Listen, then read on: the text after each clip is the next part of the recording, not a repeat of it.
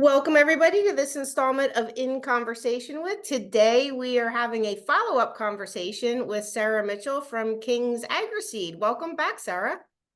Thanks, Erica. Nice to have you. So for anybody who did not have the opportunity to see our first interview, which I will put a link to in the description here, tell us a little bit about yourself and King's Agri-Seed.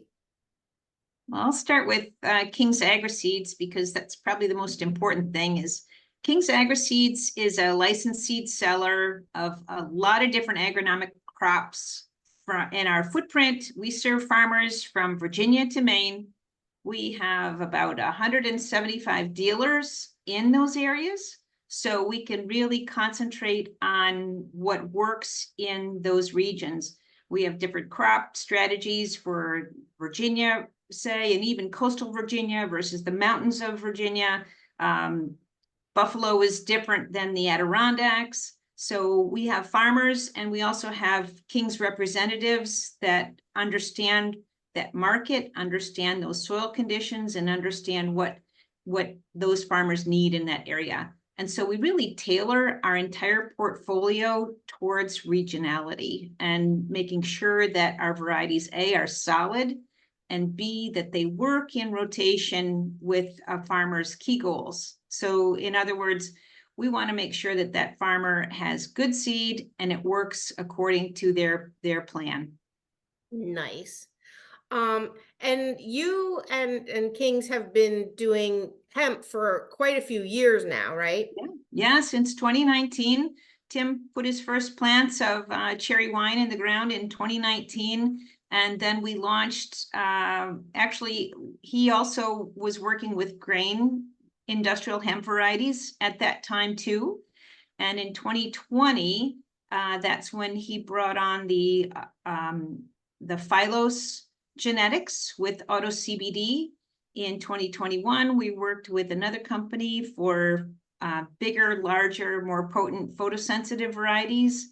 And we still have auto CBD. It's a great little crop. I think it's still something that is before its time because it can be mechanically sown and mechanically harvested. And that just fits with traditional agriculture. So we have those varieties. I do have farmers that are really happy with them because it is such a short crop time, and they can cycle through the season and harvest several different crops with a limited amount of labor. So we don't hear a lot about auto CBD. We don't hear a lot about CBD right now. The fires just still seem to be burning, don't they? Ouch. Pretty much so. Pretty much, but that is actually taking an uptick too. We've had quite a few calls for larger acreage in 2024 than we had in 2023. 2022 was pretty quiet, but 2024, we had a nice uptick. We did. Well, that's really great news. And I'm going to be interested to see how the cannabinoid market sort of plays out over time, because I'm curious, and I know you probably don't know the answer, but maybe you do. How much of that increased acreage is people who are actually growing CBD again versus they're growing the CBD for it ultimately to be extracted and produced into D8 and those types of products? Well, from our market, it is definitely skewed towards the industrial hemp versus cannabinoids. There seems to still be plenty of flower out there, and also extract, people that did produce distillate back a couple years ago. So I think that there is still available material that processors can buy, or formulators can buy on the open market, but it is coming to an end, and I think we will now see an uptick of professional CBD growers doing something on a larger scale for extraction. Nice. And that'll be a good thing. So that's kind of my next question. Has the kind of the transition from people mostly inquiring about CBD varietals versus fiber and grain, and then even there, like, is fiber dominant, is grain dominant, and Was it like a big shift, or has it been gradual over time? No, it was a big shift. It was a phone ringing off the hook for CBD in 2020. 21 got pretty light, and 22 was I'm making a lot of outgoing calls, but at the same time in 2022, now we start a big uptick in fiber, mainly focused on fiber, Erica, because the grain piece is not for everybody. So people are interested in growing the fiber, but there are challenges with that. And that's where we try to make sure that the farmer understands what they might be getting into. Right. And how do you do that? I'm assuming that the largest obstacle for seeing more wide scale production is still the processing piece of it, in connecting those supply chains from farm to factory and getting those initial raw materials that manufacturers are looking for, like primarily decortication, or whatever kind of first pass processing that um, breaks down the hemp into usable components. So I know you've been heavily focused on working on building supply chains as well. So let's talk a little bit about that. So when a farmer calls me and says, hey, I want to grow industrial hemp, I first have to clarify what they're talking about, whether it's CBD or whether it's the stuff that you would, plant with a tractor and harvest with a combine and bale it. That is the first question. And then I talk about what their end market is. And a lot of people say, I don't have an end market, but we're talking about it and we want to get started.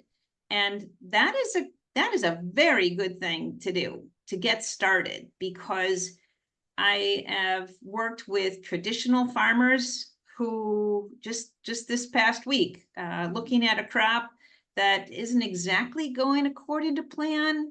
And you always say, well, what would you do differently? And this is a good farmer. This is a very, very good farmer, and manages a lot of acres and is very successful. And he said, you know what? I wish that I had paid a little more attention on planting day. So even career farmers, I think that's a term. I like that. I like how you put that. Career farmers will just make adjustments. We'll learn that first year. And it sure is better to learn on a small amount of acreage versus a lot of acres. So I always encourage anybody to grow hemp, but to be realistic about it. I work with all kinds of people who really love the notion of farming, the romantic side of it. And those people pay their bills, and they deserve to satisfy their curiosity, and they want to do this. The passion is there. The career farmers are more reserved. They're looking at it from a dollars and cents standpoint, but they're also willing to take that risk, to step out on a limb in order to make sure that their business is going in the right direction. Yeah. And I think for those of us that are in the industry and have been from some time, it feels like forever that we've been doing this. But the reality is, Farm Bill passed 2018. 2019 was the first year that there was any, real production. 5 years is nothing in the scope of like bringing back an industry. The farming piece of it in and of itself, there's a learning curve. I know, like, we all like to say it grows like a weed and it grows everywhere. And, like, okay, that's true to a certain extent, but just because it grows doesn't mean it's commercially successful, right? Like, there's a difference between those two things. Um, That's right. and then the supply chain piece of it, that can take a significant longer amount of time. And it's figuring out how to ramp up both sides, the farming and the manufacturing side together, so we don't have this implosion or explosion of acreage with nowhere to go like we saw with the CBD industry in 2019. Um, Yeah, that's right. And farmers can learn the basics on varieties that right now are available and plentiful and they can try this out and say, whoa, I'm got to do something different next go round, because you only have one chance in the summertime, right? Or in the springtime. You have, well, you might have two chances if you have an immediate crop failure. That doesn't taste good. And people have experienced that too. 3 weeks later, they'll call me and say, Sarah, I don't have any plants coming up. What's going on? And then we have to go back to the basics. So that in that situation, they do have another chance in that same year, and it's unforgettable. The mistakes are absolutely unforgettable. Everybody seems to remember the bad side.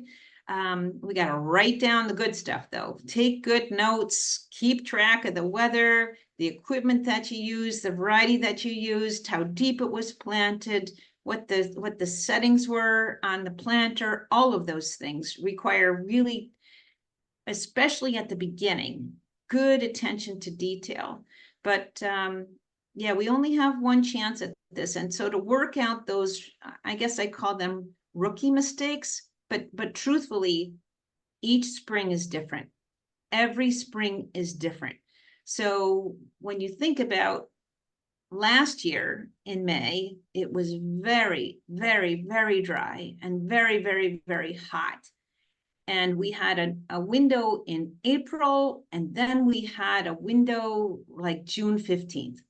And the itch to plant last year was really great.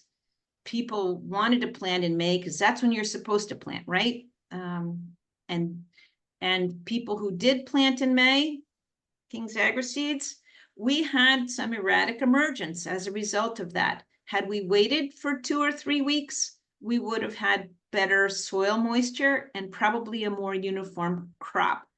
What would have happened had we done that? We don't know for sure.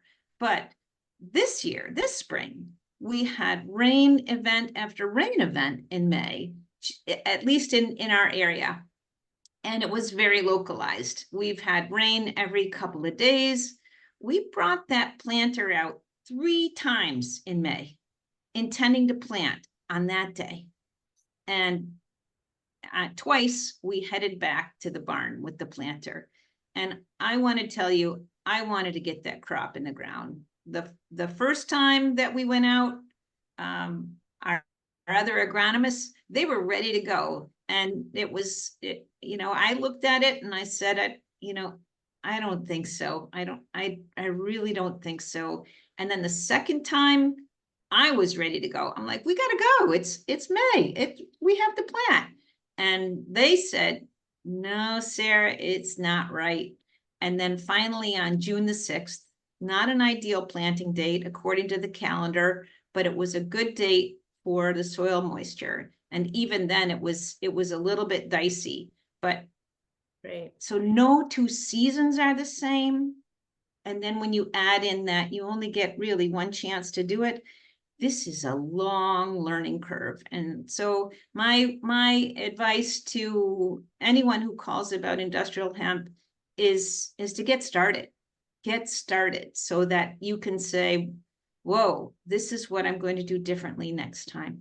Yeah, that's really, really sage advice. And and I've also heard of people starting to plant a whole lot earlier than May, like April and March, because so not only do we have a new crop and new genetics, we also have climate change happening, and it is changing the face of farming and making people have to reimagine and rethink things like planting dates, because your season might start earlier than it used to in the past. I don't remember the last time we really had a frost in April.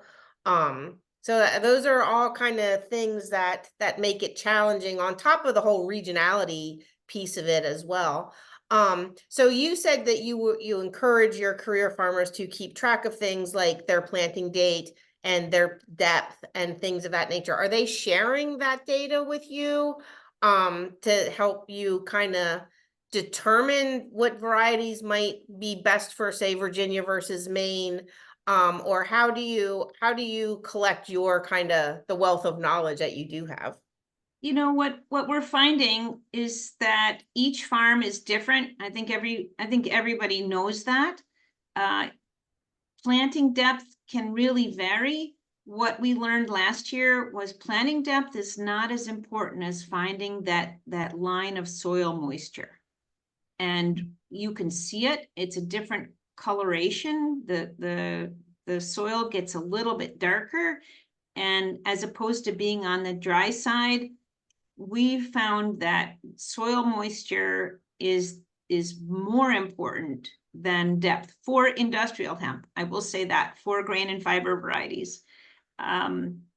If you plant dry and hope for rain, it's dicey. It's dicey. And I've seen too much rain cause havoc too. Like it can actually cause the seed to rot before it ever germinates as well. So it definitely an art and a science, I would say. Farming is art and science. Yeah, hemp is neither a wet crop nor a dry crop on planting day. It has to be the bear that is just right for industrial hemp. And then it is all, wind at your back from there on out until harvest time, when you get it right on planting day. Yeah, and nothing's more beautiful than a very successful fiber hemp crop. Like, and then once it really gets going, I swear you can stand out of the field and watch it grow. Like you can really see a difference even in just a day. Yeah, and that's actually the kind of data that I can collect on our farm. We do the research trials. We do small plot trials, and from the road, they might not be very impressive because they are small, but we have a lot of information in a very small footprint. And I can look, because this is my job, I am dedicated to monitoring this crop and to learning as much as I can about this crop. And I am collecting data on a week-to-week basis. So I look at the minutia of seedling emergence and soil moisture and compaction and the differences between varieties and the growth rate.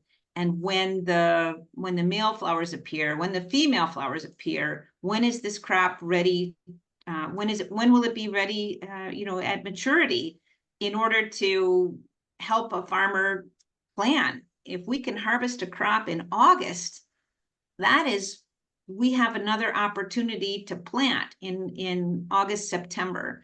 If we're not harvesting that crop until the end of October, and this goes with CBD as well, if we're not harvesting until the middle of October, that limits what we can grow on that ground over the winter. So those are the little details that I look at on a very small scale and pass that kind of information on to all of our farmers so that they can plan for their crop rotations and ultimately what it is that they want to grow. Well, speaking of rotations, what are you finding? Are you finding there's a typical kind of rotation that your farmers are adding hemp into, like an existing rotation, and they're adding hemp? Are they replacing crops with hemp in their rotation, or what are you seeing in that vein? You mentioned before it's 5 years. So it's still very, very young, and there are probably an infinite number of rotations for a crop. We're trying to take what we learned from our farmers and kind of test that out in those small plots. Can we prove that? Erica, that takes years too. I just can't say, oh, you should plant after X because it worked for us last year. There are 1,000 variables can impact that crop. And is it a crop failure because it rained 1 2/10 inches last night? Or is it the winter rye that was planted before? In that situation, I hesitate to draw a conclusion, but we have looked at crop rotations, and we know that some are more favorable than others. And that is where our research is and our trials are practical, visual trials, not a lot of microscopic work going on in our trials. It's just me looking at the data. But we do know some things that can inhibit seedling emergence and restrict growth, kind of suppress the vigor. And we're finding over and over again that winter rye isn't the best crop to plant hemp after. I've seen it on our trials, and I've seen it this year in our fields again. It does tend to cause some reduced number of seedlings, and that's by count. I down there on my hands and knees counting the seedlings because I know how many seeds I put in there. Oh, those are bad days. I bet. And what about farming practices? Do most of your farmers do conventional kind of tillage, or are you seeing a transition to more no-till practices? And how are you doing that on your own trials? So for 4 years, for 3 years, I should say, we did tillage. And the reason for that is we wanted to limit the variables in the field. And tillage is one way to kind of make the whole playing field even. And people can say, well, that's tillage is bad, it's terrible. But when you're starting out learning how to grow a crop, you really want to make a pretty simple recipe in order to focus on what that crop needs. So we did that for 3 years. Then in 2023, we did a combination because we wanted to see what happens with no-till versus tillage. And we found some interesting information, one of which is that our planter wasn't set up quite right. It needed a lot of work, and we didn't get the seed accurately in the ground. And you know what? That goes back to that whole planting day thing. You don't know it until it starts to come up. But we started working last year intending to go to no-till because that's where so many farmers are. And so we did that experiment, tillage versus no-till, learned a lot about our equipment. Actually, we bought a new planter as a result of that season. And so now we have a dedicated no-till planter. And this year we planted entirely no-till. And so we're learning about that too. I mentioned 1,000 variables. The planter, even though it's a machine, if it's a new piece of equipment, you have to learn it. It's not like jumping in a rental car and putting it in drive. Right. There are a lot more things to adjust, particularly in a technical planter, and some of them are very sophisticated. And this is one that's pretty sophisticated. So we cut our teeth on hemp, the guinea pig, with our new planter. I was both pleased that I was the first one out of the gate that they were going to try, and also disappointed that we found some of the limits and some of the headaches with learning a new piece of equipment. But so this year we're doing no-till. That on both the philosophy of Tim Fritz, it's his farm. He wants to do as little damage to the soil as he can too. And so if we can provide a good strategy for no-till or regenerative planting, that will absolutely work for someone who's eliminating variables through tillage. So if we can get it successful in the harder way, it will be successful in a situation where a farmer is taking control of more of those variables. Nice. So at the heart of everything you do is the actual genetics, right? So what genetics are you using today that you started with? And what have you seen in terms of new genetics and some of the advancements that have been made in the genetics side of things? That's really the exciting part. That is really the exciting part, to see the genetics change so rapidly. So number one is, because of our legacy business, the partnership between our seed vendors and breeders is almost more important than the varieties. So we are still working with the same vendor that we started with, Verve Seeds, Jeff Costage from Canada. And because they are professional, because they've been doing this for 20 years or more, they are rolling with the industry. They are adapting to a grain only crop, which they've pretty much done because Canada was a grain only crop, but they see the market potential in the fiber side of things. So they are quickly offering both types of varieties, and we have them growing on our farm. In fact, this year I have 7 numbered varieties, meaning they aren't even introduced yet, in our plots, in order that we can screen them in our area and see how they grow. And I thought they were going to be more skewed towards fiber, but boy, some of those varieties, they're numbered, they look like terrific grain varieties, and then also some tall fiber varieties too. So the breeders that we work with, Verve Seed Solutions, Jeff Costage, International Hemp is working with Cornell to introduce breeding that has actually taken place right here in the Northeast, totally adapted for our region. And they are coming out with 2 new varieties that we have on hand in our research plots. New West Genetics. I am pleased to say that Wendy Mosier, we are their first distributor that they felt comfortable with. And again, it wasn't about how much seed can you sell, but how do you treat your customers? How do you respond to complaints? What do you do for them in particular? It was a year process. We got interviewed, and likewise, we interviewed them too.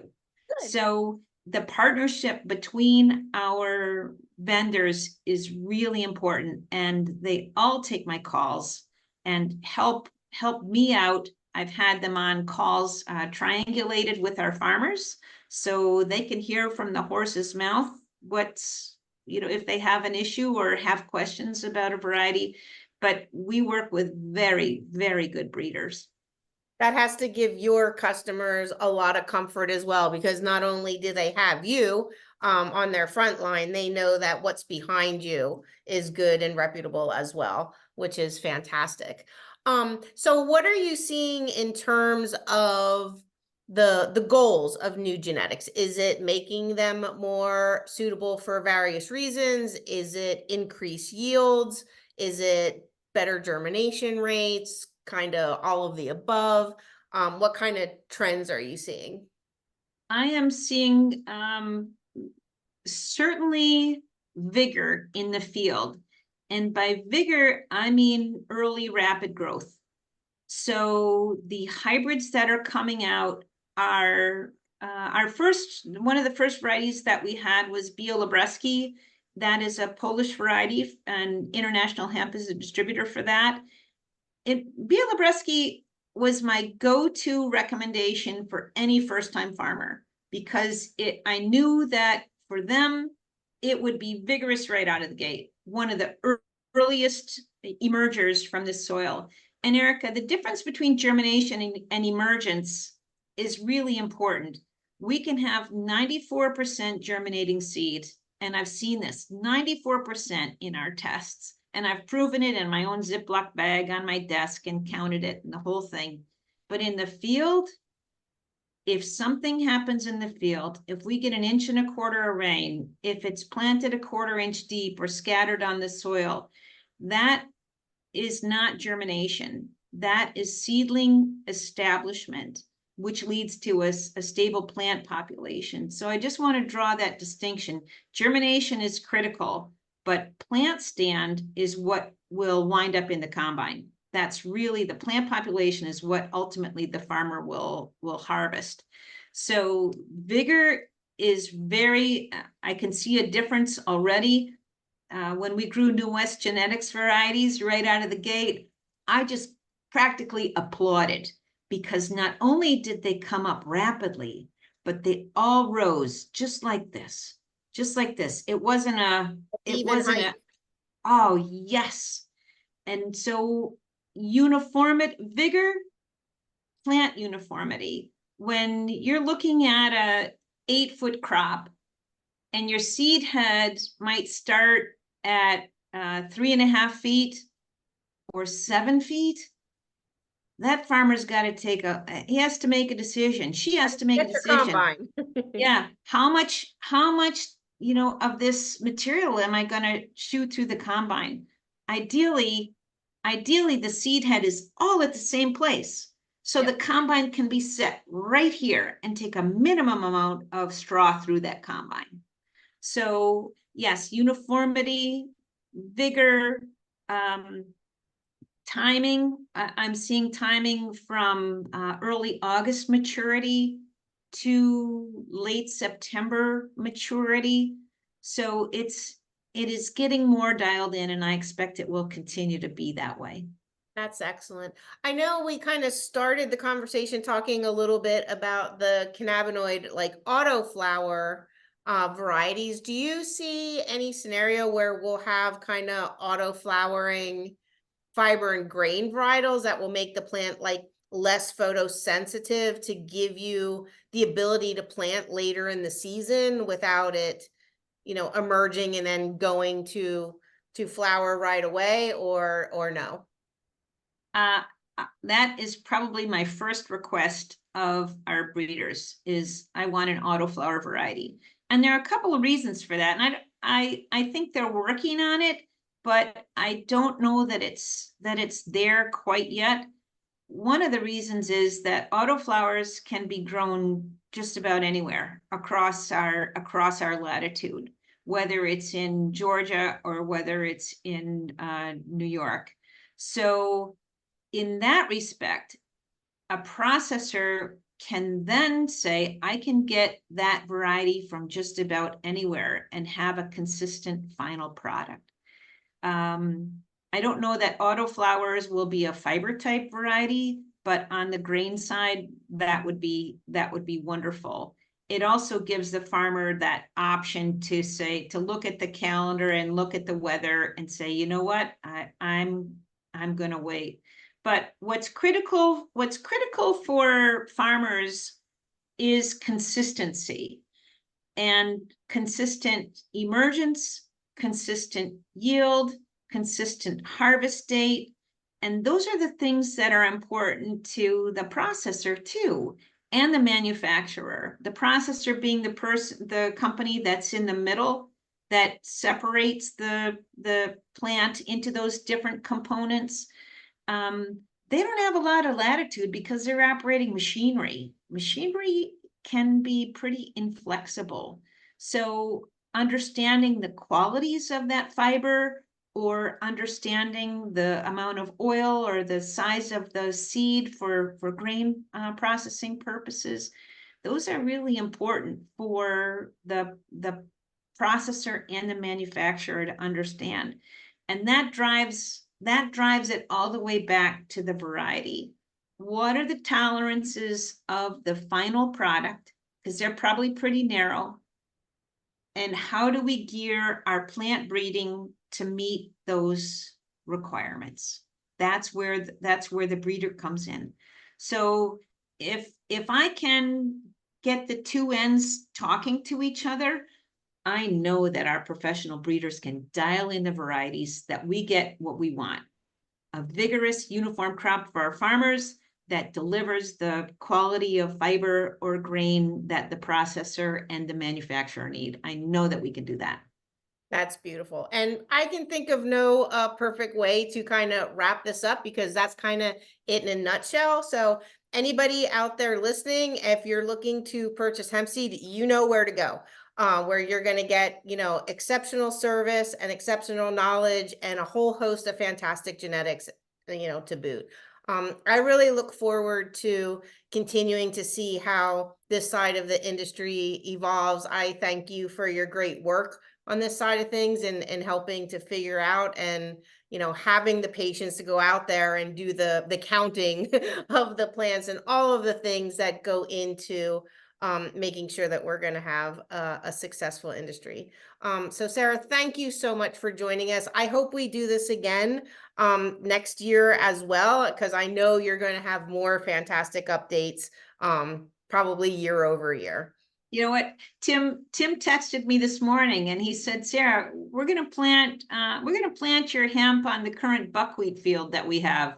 And I said, you're already planning for 2025? And he said, yes. And so we have been in this, King's Agri Seeds has been in this since 2019, and it is the crop of the future. It really is. And no, you're right. It isn't happening fast enough for any of us, but it is coming. It is absolutely coming. Beautiful. That's what I like to hear. Thank you so much for joining us. I hope you all enjoyed this edition of In Conversation With, and please join us next time. Thank you. Thank you, Erica. Have a great day.